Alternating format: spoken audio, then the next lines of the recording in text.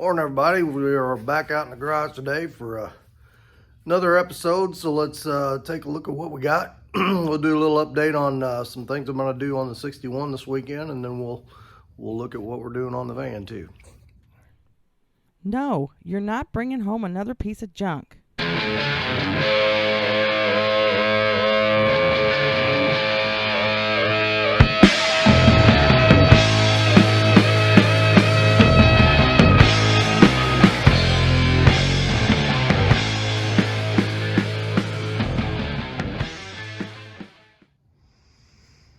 Alright, so at the end of my last episode, we did a major cleaning in here. Pushed both vehicles out, blew them off, swept up giant mounds of grinding dust and just other dirt, and it's so much better in here. Now I can mess it all up again. So I did a few things off camera this week, not a whole lot, because I got that sciatic nerve deal going on in my back. So when that kicks in, man, I am down for the count. So there's a couple days there I couldn't do anything. But anyway, we got this floor section welded in the middle there. So we got our front floor pretty well established across there, and then, like I said, it's just spot welded in. We gotta finish that up. So if we go over here, I think I got two pieces welded in this door jamb over here. Yeah, got this piece welded in, this piece welded in. I need to trim this off. We'll cut that off there. We'll make that piece going down there, and then we're gonna make that footwell over here today like we did over there. So that's kind of gonna be our goal for today, and we'll hopefully, I don't know if I get that far or not, we might start figuring out where we're gonna do some cutting on this thing. I gotta take those conversion band windows out of this thing first, which those just come out with about 900,000 quarter-inch screws. But anyway, on the Chevy. So I've been waiting for a little bit of money for the finish up the air conditioning part in the front, so I can put the grill on. And then when I get the grill on, we can get the bumper on, get this all put back together. So was looking at this condenser, and so I bought that underdash unit over there I think I showed before. It's got flare fittings on it. Excuse me. And this the newer air conditioning fittings are the O-ring fittings. So to use this condenser, I got to thinking about it. I had to get a flare to O-ring adapter, and then I really didn't like where that fitting ended up down there. And so I decided just to buy another condenser, and that's what I did. I bought this one, street ride condenser, and then I bought some aluminum lines from Summit. So we're just gonna kind of bend these. We're gonna change that condenser out. We're gonna bend these to where they come out the same hole. We'll probably have to put a hole right in here somewhere, and then when we get down in here, we'll bring them out, and then they'll go to the accumulator, and into the interior where the underdash unit is. So like I said, we're gonna do some stuff on this today, but I think most of this week I'm gonna focus on getting this together, getting that underdash unit mounted, and then maybe start on get my bumper and grill back on. So, and maybe my hood. So I'm really hoping to get this thing up and running by cruise season, even if it doesn't have full interior. But also on the interior, so I was going to, the last seat didn't work out, so I bought this seat. This is a 67 Chevy seat, and I was going to recover this seat. But then I'm on Marketplace yesterday looking for something, and I found this. Woo, nippy out of here.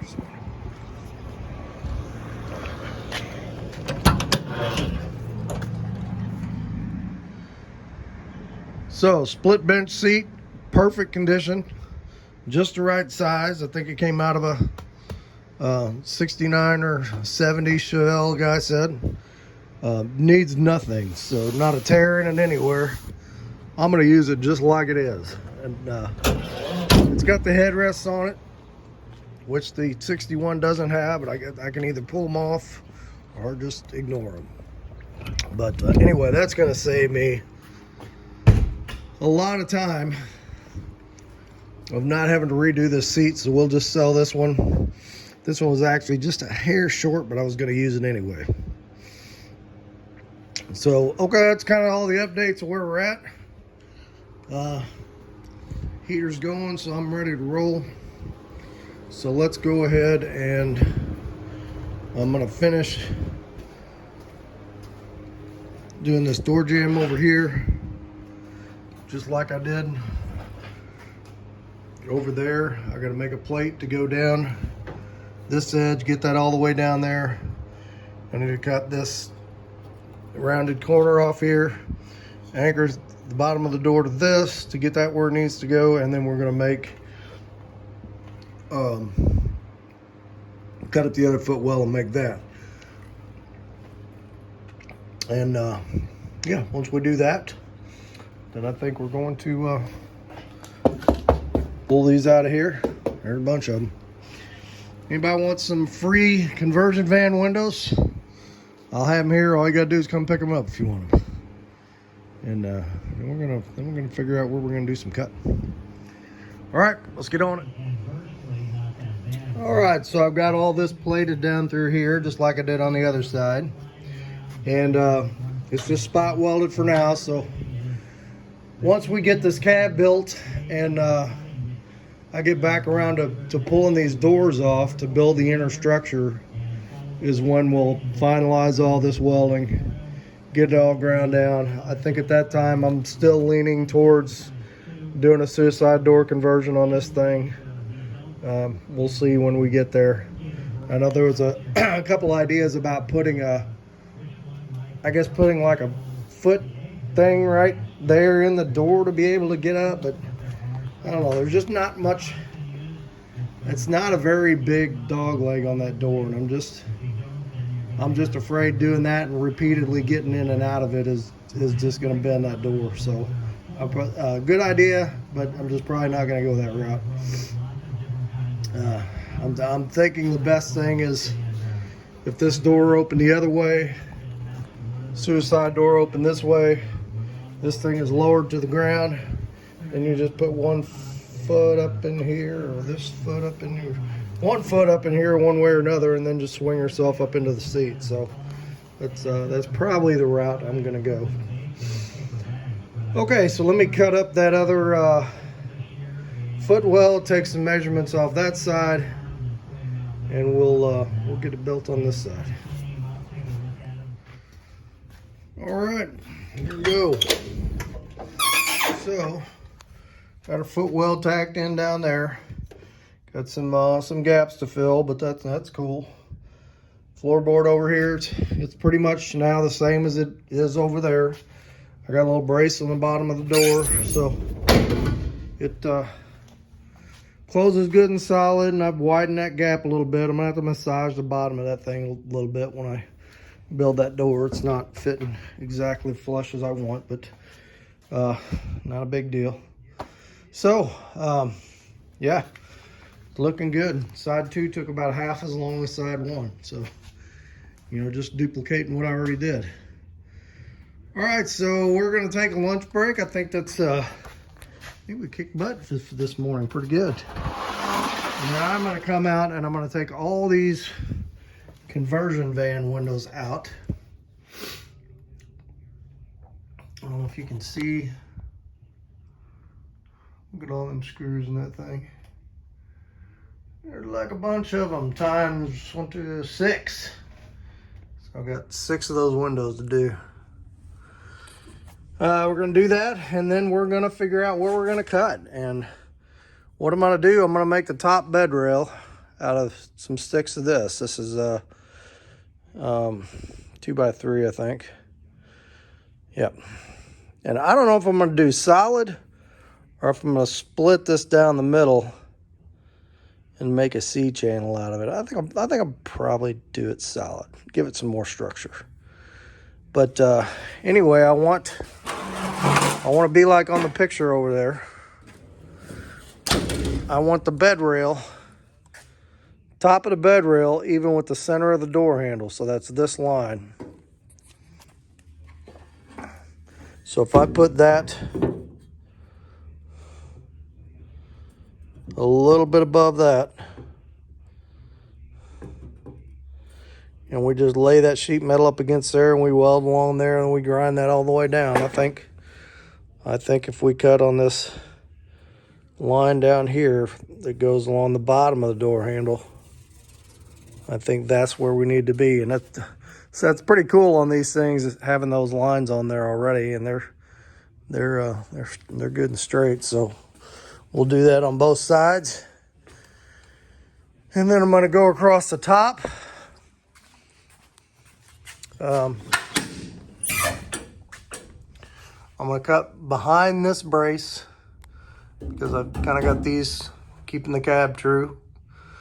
And then when we get in the back there, I think we're going to, there's really not a brace back there for that, but I'm going to cut behind this last window. In fact, I think I'll start out, we'll just use the inside of this window for a cut and go all the way across, and then around the back. We'll take, if I'll leave the doors on, take the doors off. We'll figure that out. And then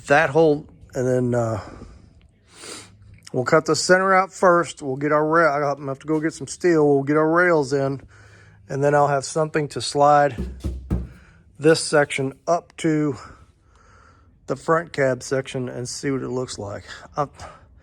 I'm thinking that is going to be too much. In fact, I'm almost sure of it. But it's probably better to start with too much and cut some off than start with too little and try to put it back on. So we'll just do that. That one over there lines up with this window. We'll just zip right along that thing. And there's a brace in there, which will kind of help keep things trued up. So that's good. All right, I'm gonna grab some lunch and we'll come back and let's see what this thing looks like without windows in it. All right, windows are out. Man, there was a lot of screws. And I don't know, it makes it look longer with the windows out to me. I don't know why. But all right, so we're gonna get to cutting. I think I'm going to figure out how to do this because I got to kind of manhandle it myself and I don't want to get hurt. So I'm thinking cut the roof loose first, and then I can get inside and just lean it over and kind of let it slide down this side, just walk it down. It's not going to be the whole roof, it's just going to be from this brace back to right there.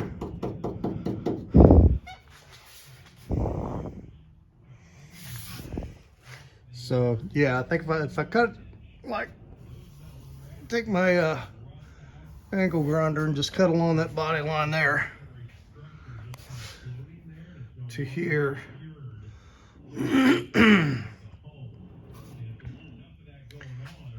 Actually to here, and then go all the way across and do the same.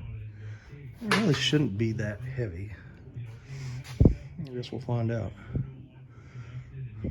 Oh, I gotta take that luggage rack loose too.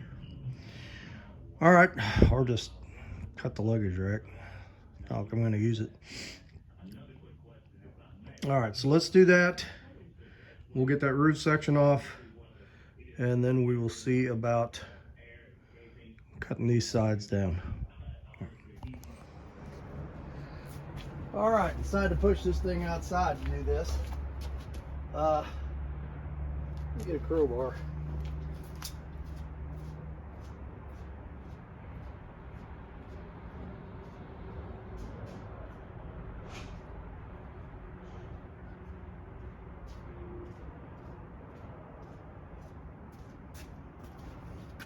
I figure I'd just try to shove it off that side. but I don't want it crashing all over stuff in the garage. So let's see. It's loose.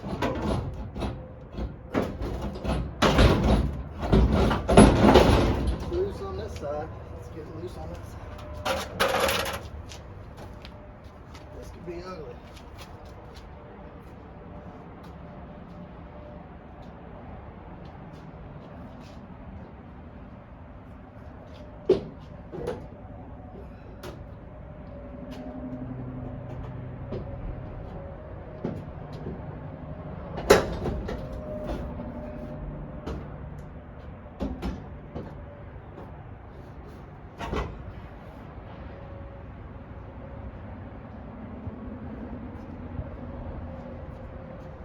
Let's see if we can just kind of lift and shove and see if we can go off.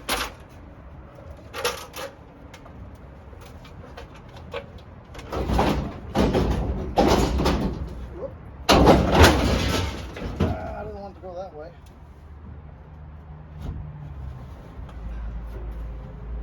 Get here. Shove up the other side.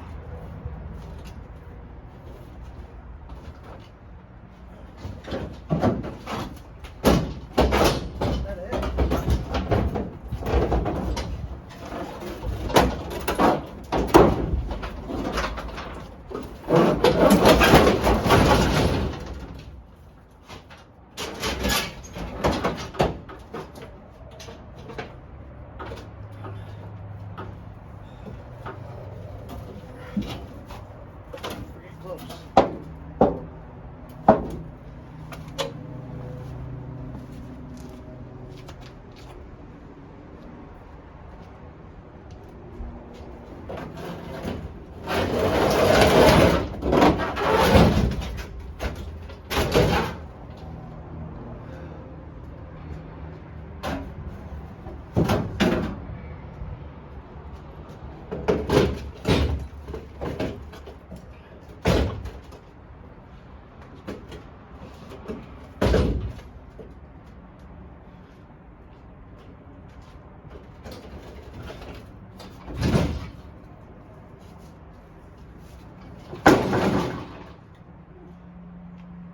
There we go. Yeah, we mangled a little bit. Not too terrible. Straighten that out.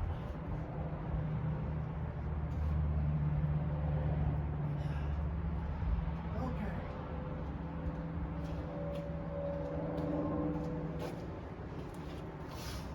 Now, get it back inside. We're going to whack there, top half of these doors, and the same place on that side. Alrighty. Well, there we go. I was going to push it back inside and cut it, and I thought, why do I want to push it inside and get cutting and grinder dust all over the floor? Let's do it out here. So that's where we're gonna stop. I gotta get some steel to make the bed rails. And once I get that, I'm gonna make them bed rails to go all the way back.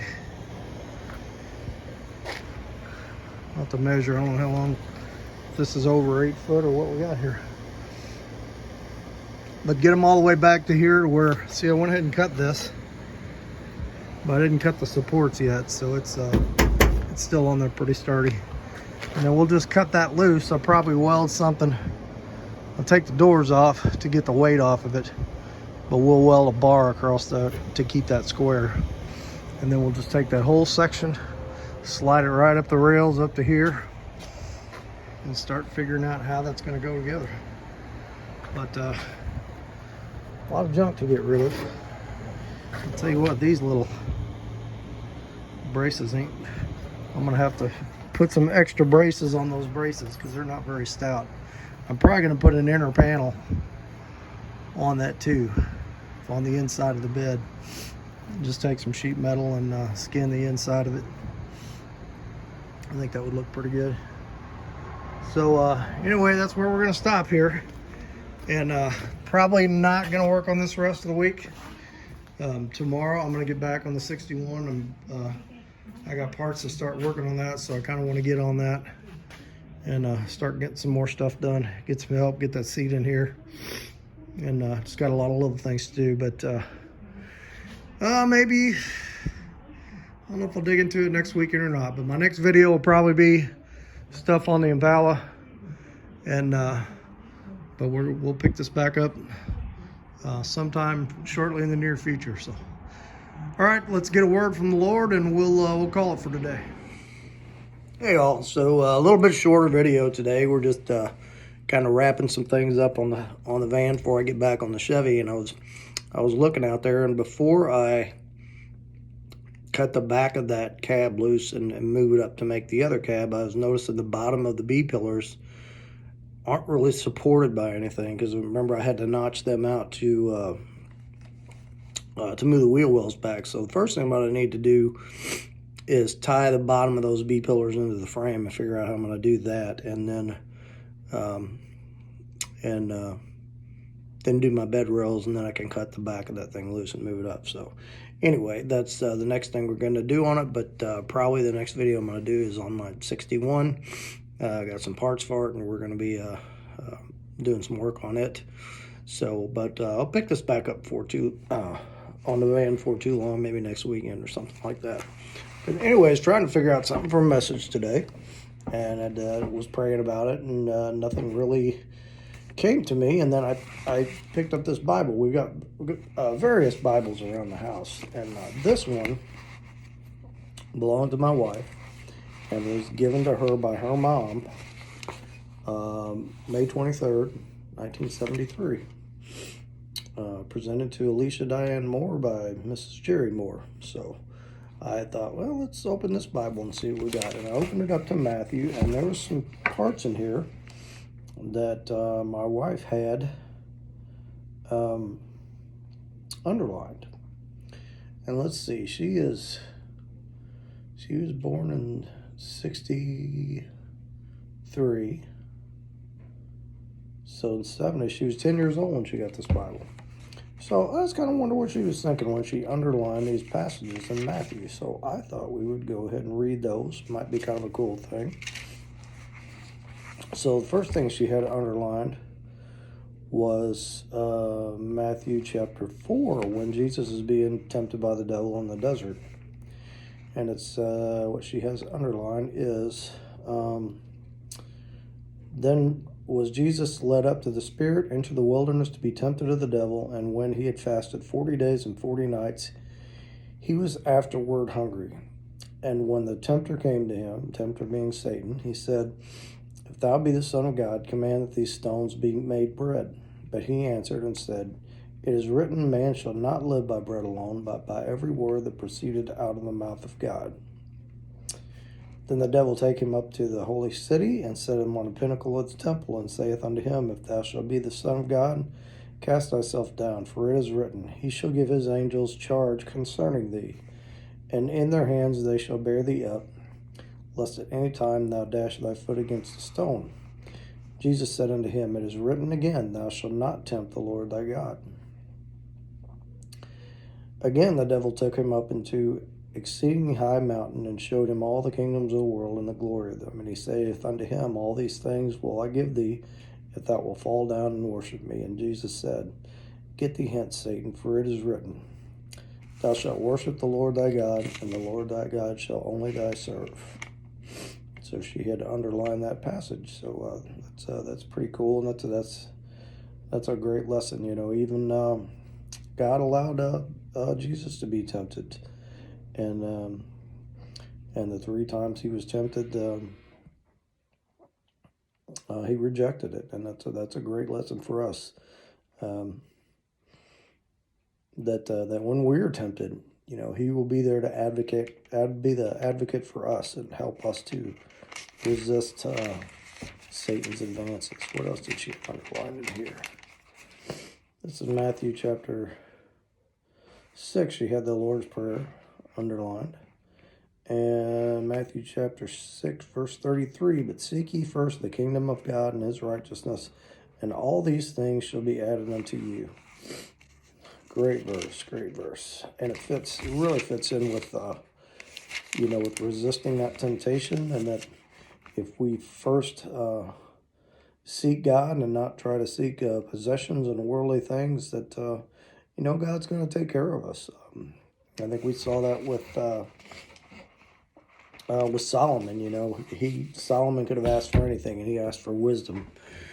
And the Lord told him, because you asked for wisdom, I'm going to give you wisdom, but I'm going to give you all the things you didn't ask for also. So that was pretty cool. Okay, so let's have I think my wife might be leaving. See if she's going to come downstairs. I guess not. Let's have a quick word of prayer. Father, I just thank you for today, and I thank you for my wife Alicia, and for the spiritual strength that she gives me, and things like this that I couldn't find what to talk about today, and you just put this right in my hands, and I think this is just what I needed to hear. And I know that your word does not come back void, and that someone out there needed to hear this today too. And I just pray for whoever that is. And we thank you for your blessings, and amen. Okay, so hit like, hit subscribe. I don't know if I'll do it. I'm probably going to do a video on the stuff I do on the 61. Maybe we'll get that out in the next week or so, and we'll get back on the other car. But, so, tell your friends about this. Make sure you pass this channel on. Like I said, getting a lot of good comments lately, so thank you everybody that's been commenting on the channel. Just a reminder, if you need prayer for anything, put that down in the comments so I can be praying for you, and so everybody that's watching can be praying for you. Okay, I will catch you on the next one.